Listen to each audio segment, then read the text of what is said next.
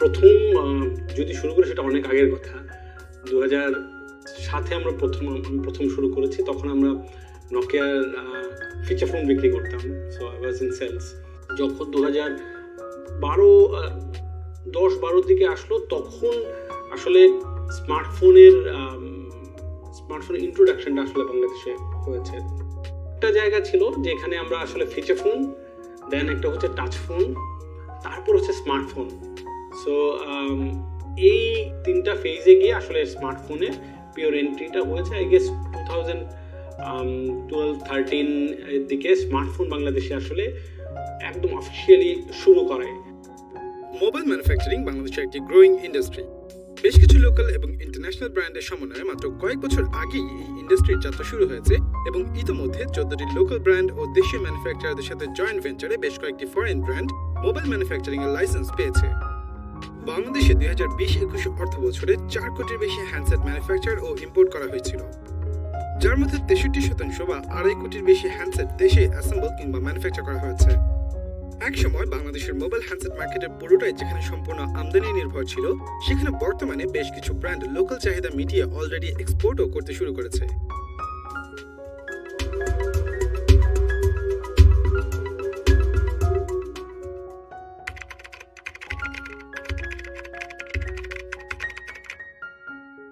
মূলত mobile phone assemble করার মাধ্যমে বাংলাদেশের মোবাইল ম্যানুফ্যাকচারিং ইন্ডাস্ট্রির কার্যক্রম শুরু হয়। ঢাকা ট্রিবিউনের একটি তথ্যসূত্রে 2014 সালের জুলাই মাসে বাংলাদেশে প্রথমবারের মতো ফোন অ্যাসেম্বল শুরু হয়। সরকারি মালিকানাধীন কোম্পানি টেলিফোন শিল্প সংস্থা লিমিটেড এবং আরেকটি প্রাইভেট কোম্পানি ওকে মোবাইল বিডি আইএনসি ইউএস এর পার্টনারশিপে একটি ফিচার ফোন এবং একটি স্মার্টফোন অ্যাসেম্বল করে দেশের বাজারে প্রথমবারের মতো লঞ্চ করা হয়। 2017 সালে দেশীয় ইলেকট্রনিক্স ম্যানুফ্যাকচারার ওয়ালটন নিজেদের ব্র্যান্ডের অধীনে সম্পূর্ণভাবে ফোন ম্যানুফ্যাকচারিং শুরু করে। অন্যদিকে গ্লোবাল ব্র্যান্ড স্যামসাং তাদের লোকাল অ্যাসেম্বলিং পার্টনার ফেয়ার ইলেকট্রনিক্সের সাথে 2018 সালে বাংলাদেশে প্রোডাকশন শুরু করে।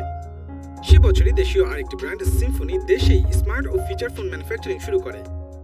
2019 সালে Carlcare technology BD limited দেশের ম্যানুফ্যাকচারিং ফ্যাক্টরিতে টেকনো এবং আইটেলের স্মার্টফোন প্রোডাকশন শুরু করে। একই বছর গ্লোবাল ব্র্যান্ড অপো এবং 2020 সালের রিয়েলমি ও 2021 সালের অক্টোবর মাসে Chinese brand Xiaomi locally phone assemble করা শুরু করে। সম্প্রতি নোকিয়া বাংলাদেশের ইউনিয়ন গ্রুপ এবং ইউকে বেসড কোম্পানি ভাইব্রেন্ট সফটওয়্যারের সাথে জয়েন্ট ভেঞ্চারে ভাইব্রেন্ট সফটওয়্যার বিডি লিমিটেড প্রতিষ্ঠা করে যোগ দিয়েছে লোকাল অ্যাসেম্বলারদের তালিকায়। দেশে বর্তমানে 14টি কোম্পানির মোবাইল হ্যান্ডসেট অ্যাসেম্বল ও ম্যানুফ্যাকচারের লাইসেন্স রয়েছে। ফেয়ার ইলেকট্রনিক্স 2018 সালে 6 লক্ষ, 2019 সালে 13 লক্ষ এবং 2020 সালে 17 লক্ষ স্যামসাং স্মার্টফোন অ্যাসেম্বল করেছে। বাংলাদেশে স্যামসাং এর লোকাল অ্যাসেম্বলি পার্টনার ফেয়ার ইলেকট্রনিক্সের chief marketing officer Mohammad Mesbauddin জানান, বর্তমানে প্রায় 99%-এরও বেশি স্যামসাং ব্র্যান্ডের স্মার্টফোন এবং ট্যাব লোকালি ম্যানুফ্যাকচার হচ্ছে। এদিকে 2020 সালে করোনা মহামারী সত্ত্বেও দেশীয় কোম্পানি ওয়ালটন প্রায় 40 লক্ষ ফিচার ফোন এবং 4 লক্ষ স্মার্টফোন প্রডিউস করে। ইবিএল সিকিউরিটিজের একটি তথ্যসূত্রে Carlcare technology BD limited প্রতি বছর 55 লক্ষ ইউনিট টেকনো এবং 15 লক্ষ ইউনিট আইটেল হ্যান্ডসেট ম্যানুফ্যাকচার করছে। অন্যদিকে শাওমি তাদের গাজীপুরের ফ্যাক্টরিতে বছরে প্রায় 30 লক্ষ ইউনিট স্মার্টফোন অ্যাসেম্বল করার পরিকল্পনা করেছে এবং শীঘ্রই সম্পূর্ণ লোকাল প্রোডাকশন শুরু করতে যাচ্ছে। টিবিএস এর একটি তথ্যসূত্রে 2021 সালের সেপ্টেম্বরের এস্টিমেট অনুযায়ী প্রায় 30% বেশি মার্কেট শেয়ার নিয়ে স্যামসাং বাংলাদেশের স্মার্টফোন মার্কেট লিড করছে। এছাড়া শাওমি, ভিভো এবং ওপ্পো যথাক্রমে দ্বিতীয়, তৃতীয় ও চতুর্থ পজিশনে রয়েছে। দ্য ফিনান্সিয়াল এক্সপ্রেসের একটি রিপোর্ট অনুযায়ী 2020 সালে বাংলাদেশের মোবাইল হ্যান্ডসেটের মার্কেট সাইজ ছিল প্রায় 10,000 কোটি টাকা বা $1.2 বিলিয়ন ডলারেরও বেশি। টিবিএস এর আরেকটি তথ্যসূত্রে বাংলাদেশের নতুন মোবাইল হ্যান্ডসেটের বার্ষিক ডিমান্ড প্রায় 3.5 কোটি ইউনিট, যার মধ্যে 90 লক্ষ স্মার্টফোন এবং বাকি 2 কোটি 60 লক্ষ ফিচার ফোন। টোটাল বার্ষিক ডিমান্ডে প্রায় 2 কোটি 61 লক্ষ ইউনিট বা প্রায় 75% লোকাল ফ্যাক্টরিগুলোতে ম্যানুফ্যাকচার ও অ্যাসেম্বল করা হচ্ছে। অন্যদিকে বিএমপিআইএ অফিসিয়ালদের মতে বাংলাদেশে বছরে গড়ে প্রায় 1 কোটি 10 লক্ষ স্মার্টফোন লোকালি তৈরি অথবা অ্যাসেম্বল করা হচ্ছে, যা দেশের চাহিদা মিটিয়ে বিদেশেও এক্সপোর্ট করা হচ্ছে। এছাড়া ফিচার ফোনের ক্ষেত্রে 60%-এর বেশি দেশি ম্যানুফ্যাকচার এবং অ্যাসেম্বল করা হচ্ছে। এর পাশাপাশি দেশের 14টি ম্যানুফ্যাকচারিং প্ল্যান্টে প্রায় 15,000 কর্মীর কর্মসংস্থান হয়েছে। দ্য ডেইলি স্টার একটি তথ্যসূত্রে লোকাল ম্যানুফ্যাকচারারদের অ্যাক্টিভ গ্রোথের কারণে আরও 10,000 কর্মী নিয়োগের পরিকল্পনা করা হচ্ছে। 2017 সালের আগ পর্যন্ত স্মার্টফোন ম্যানুফ্যাকচারিং এ ব্যবহৃত কম্পোনেন্টের ইম্পোর্ট ট্যাক্সের পরিমাণ ছিল 37%-এর বেশি, যা পরবর্তীতে কমিয়ে কমপ্লিট নকডাউন প্রসেসে অ্যাসেম্বল করা ফোনের জন্য সর্বনিম্ন 1% এবং সেমি নকডাউন প্রসেসে অ্যাসেম্বল করা ফোনের জন্য 10% করে দেওয়া হয়। অন্যদিকে ফরেন ব্র্যান্ডগুলোকে লোকালি ম্যানুফ্যাকচারিং এ উৎসাহিত করার জন্য সরকার ইম্পোর্টেড হ্যান্ডসেটের ট্যাক্স রেট বাড়িয়েছে। বর্তমানে লোকালি ম্যানুফ্যাকচারড স্মার্টফোনের জন্য বিভিন্ন যন্ত্রাংশ আমদানিতে সরকার নির্ধারিত ট্যাক্স রেট 1 থেকে 15% এবং ইম্পোর্টেড স্মার্টফোনের ট্যাক্স রেট 57%, যার প্রেক্ষিতে বর্তমানে গ্লোবাল ম্যানুফ্যাকচারাররা লোকালি তাদের মোবাইলগুলোর প্রোডাকশন শুরু করেছে। বাংলাদেশে লোকালি অ্যাসেম্বলড বা ম্যানুফ্যাকচারড হ্যান্ডসেট ডোমেস্টিক মার্কেটের চাহিদা মিটিয়ে বিদেশেও রপ্তানি করা হচ্ছে। ওয়ালটন 2020 সালের মার্চ মাসে দেশের লোকাল ম্যানুফ্যাকচারারদের মধ্যে সর্বপ্রথম ইউএসএতে স্মার্টফোন এক্সপোর্ট করে। এছাড়া 2021 সালের অক্টোবর মাসে সিম্ফনি দেশের দ্বিতীয় লোকাল ম্যানুফ্যাকচারার হিসেবে নেপালে made in Bangladesh smartphone export করা শুরু করেছে। বাংলাদেশের মানুষের ক্রয় ক্ষমতা বাড়ার সাথে সাথে স্মার্টফোন পেনিট্রেশন রেটও বেড়েই চলেছে। বিশেষ করে ইয়াং জেনারেশনের মধ্যে স্মার্টফোনের হাই অ্যাডপশন রেট ইন্ডাস্ট্রির গ্রোথের আরেকটি বড় কারণ। তাছাড়া স্মার্টফোন কেনার ক্ষেত্রে ইএমআই এর মতো ইনস্টলমেন্টের সুবিধাগুলো বিক্রি বাড়িয়েছে, যা লোকাল ম্যানুফ্যাকচারিং ইন্ডাস্ট্রিতে পজিটিভ ইম্প্যাক্ট ফেলছে। জিএসএমএ এর mobile economy Asia Pacific report 2020 এর তথ্যসূত্রে দেশে মোবাইল ফোন ব্যবহারকারী 41% স্মার্টফোন ব্যবহার করলেও 2025 সালের মধ্যে এই রেট 69% পৌঁছবে বলে ধারণা করা হচ্ছে। লোকাল মার্কেটে হ্যান্ডসেটের ডিমান্ড বৃদ্ধির ফলে দেশের লোকাল মোবাইল ম্যানুফ্যাকচারিং ইন্ডাস্ট্রিও গ্রো করেছে। বাংলাদেশে ইন্টারনেটের অ্যাক্সেসিবিলিটি বাড়ার সাথে বাড়ছে স্মার্টফোন কেন্দ্রিক সেবা।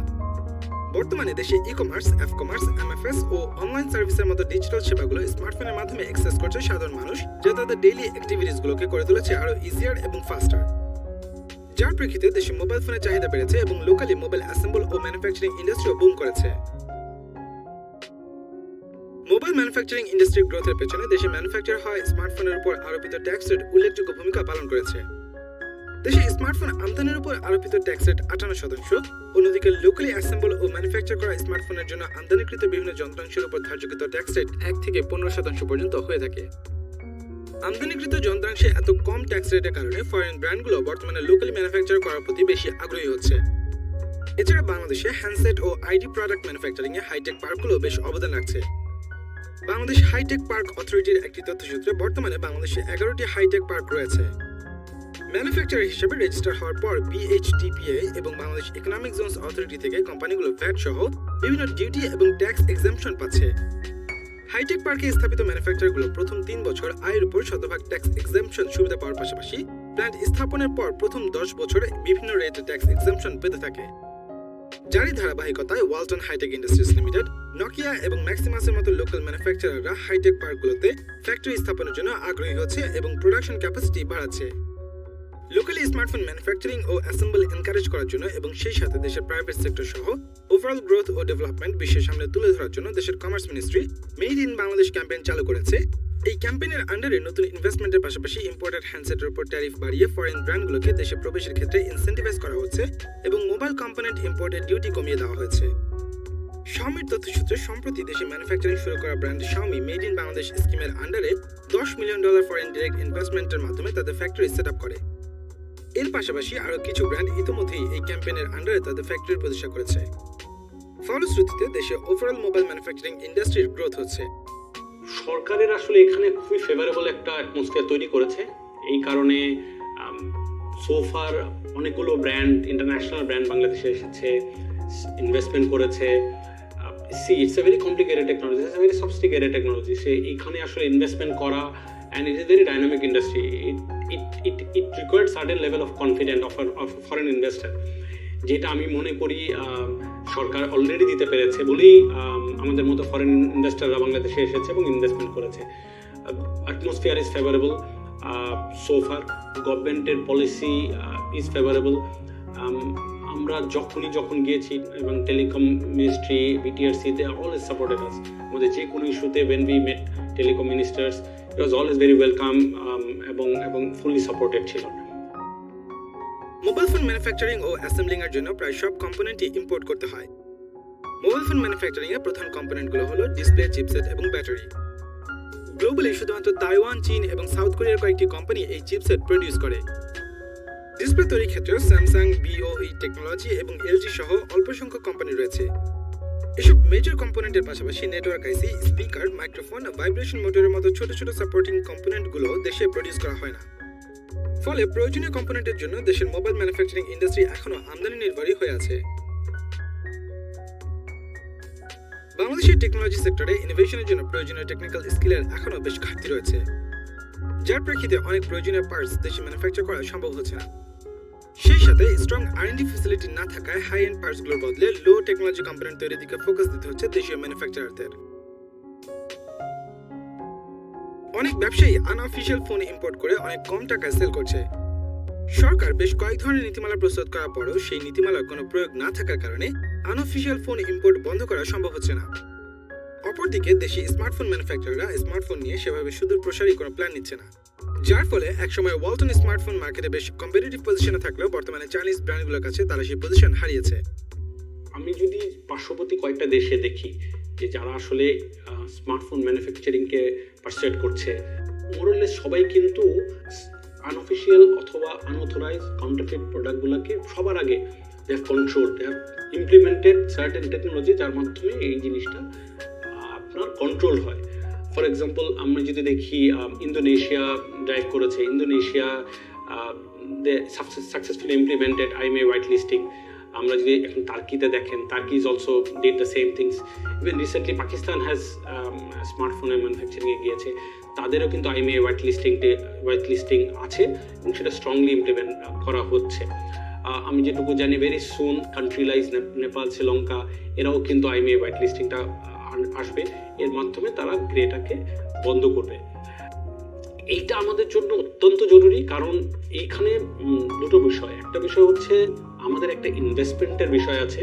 আমি ফিউচারে স্মার্টফোন ফ্যাক্টরি এবং পুরোটাই কিন্তু it's not an one time investment, it's an recurring investment. প্রতি মাসে, 3 মাসে, 6 মাসে আপনাকে ইনভেস্টমেন্ট করতে হবে। আপনি একটা নতুন প্রোডাক্ট বানাবেন, নতুন প্রোডাক্টের লাইন সেট করছেন, আপনাকে নতুন মেশিনারিজ আসলে আপনাকে কিনতে হবে। So this investment decisions is also important যখন আসলে এই গ্রেটা এভাবে আসে। তো এইখানে আমাদের একটা এক্সপেকটেশন হচ্ছে যে আসলে বিটিআরসি এবং আমরাও বিটিআরসির সাথে কাজ করেছি, নিয়ে সিস্টেমটা আসলে একটা পর্যায়ে এসেছে। কোনো এক কারণে এইটা এই মুহূর্তে ইমপ্লিমেন্ট করা যায়নি, এখন অ্যাওয়ারনেস ফেজে আছে। সো আমি মনে করি যে এইটা এখনও অ্যাওয়ারনেস ফেজে আছে এবং এইটা আসলে বন্ধ হয়ে যায় নাই, এটা আমি বিশ্বাস করতে চাই। আমি বিশ্বাস করি যে এইটা আসলে সরকার এবং বিটিআরসি আবার নতুন করে এটা নিয়ে কাজ করবে এবং একটা সময় IMEI হোয়াইট লিস্টিং অথবা NEI সিস্টেমটাকে ইমপ্লিমেন্ট করতে হবে, সো দ্যাট গ্রে প্রোডাক্টগুলো বাংলাদেশে না ঢোকে। এইটা যদি ঢুকতে থাকে তাহলে সবার investment will be at risk. Hi-tech park, VAT ও ট্যাক্স বেনিফিট, ইন্ডাস্ট্রির পটেনশিয়াল গ্রোথ এবং ইনভেস্টমেন্ট ফ্রেন্ডলি এনভায়রনমেন্টের মতো সুবিধাগুলোর কারণে প্রচুর ফরেন ডিরেক্ট ইনভেস্টমেন্ট অ্যাট্রাক্ট করার সুযোগ রয়েছে। বেশ কিছু লোকাল ও গ্লোবাল ব্র্যান্ডের মাধ্যমে ইতিমধ্যে এই ইন্ডাস্ট্রিতে ইনভেস্টমেন্ট ইনফ্লো হচ্ছে, যা ভবিষ্যতে আরও বাড়ার সম্ভাবনা রয়েছে। লাইট ক্যাসেলের একটি তথ্যসূত্রে দেশের মোবাইল ম্যানুফ্যাকচারিং ইন্ডাস্ট্রি 2023 সালের মধ্যে প্রায় 12 বিলিয়ন টাকার ইনভেস্টমেন্ট গ্র্যাব করার জন্য কাজ করে যাচ্ছে। চীন থেকে মোবাইল ম্যানুফ্যাকচারিং বিজনেস রিলোকেট হয়ে ভিয়েতনাম এবং ভারতের মতো দেশে মুভ করেছে। ইন্ডাস্ট্রি ইনসাইডারের মতে কোয়ালিটি এনশিওরের জন্য বাংলাদেশের ইনফ্রাস্ট্রাকচার এবং পলিসিগুলো আরও স্ট্রং ও কার্যকর করা গেলে এই অ্যাডভান্টেজও গ্র্যাব করা সম্ভব হবে। তাছাড়া বর্তমানে বাংলাদেশে অনেক স্কিলড ইয়াং টেকনিশিয়ান এবং ইঞ্জিনিয়ার গ্র্যাজুয়েট হচ্ছে। সেই সাথে দেশের অ্যাভেলেবল লো কস্ট লেবার একটি পজিটিভ দিক, যার কারণে চীন থেকে শিফট হওয়া মোবাইল ম্যানুফ্যাকচারিং ইন্ডাস্ট্রি বাংলাদেশে রিলোকেট হওয়ার বিশেষ সম্ভাবনা রয়েছে। এক্সপোর্টের ব্যাপারে যদি আসি, আমাদের এই ইন্ডাস্ট্রিটা মাত্র শুরু হলো, মাত্র 1-2 বছর হচ্ছে এটা আসলে ইট ইজ স্টার্টেড। আমরা যদি অন্যান্য ইন্ডাস্ট্রিটাকে দেখি যেগুলো আসলে এক্সপোর্টকে, যখন আমি যদি বলি, একটা হচ্ছে এক্সপোর্ট এনিওয়ান ক্যান ডু। আজকে we can put a few thousand product at any part of the world and then we said we are doing export, but instead of that what we are talking about is export hub. Export and export hub it has certain differences. So যদি আমাকে pure export hub হিসাবে আমাদের evolve হতে হয়, there are things that we need to do very precisely. Number 1 হচ্ছে আমাদের policy এখন যা আছে সেটা কনসিস্টেন্সি থাকতে হবে ফর লং টার্ম, এবং we have to be competitive with other countries. It's about being competitive while you are exporting. Today our RMG sector is doing better export করতে পারছে because they are comparative versus some other countries, they have a better capacity versus other countries across the world. ঠিক এরকম আমাদের এখানেও we have to be a comparative.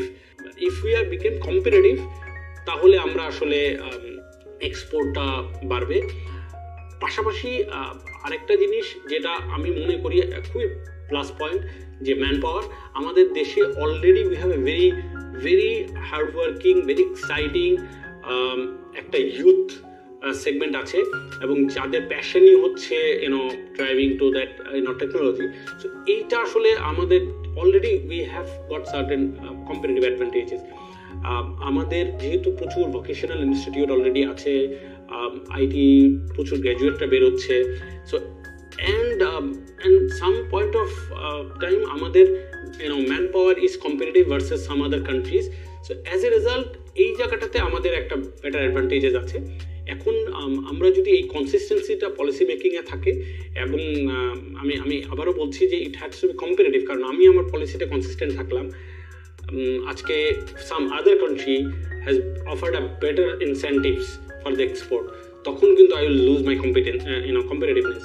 So এই জিনিসটা যদি আসলে ম্যাচ করানো যায়, then we will be that is a good opportunity. And because আমাদের ডোমেস্টিক মার্কেটটাও আস্তে আস্তে বড় হচ্ছে, আমাদের ক্যাপাসিটি অলরেডি তৈরি হচ্ছে, I think we as a country we have a big opportunity for export.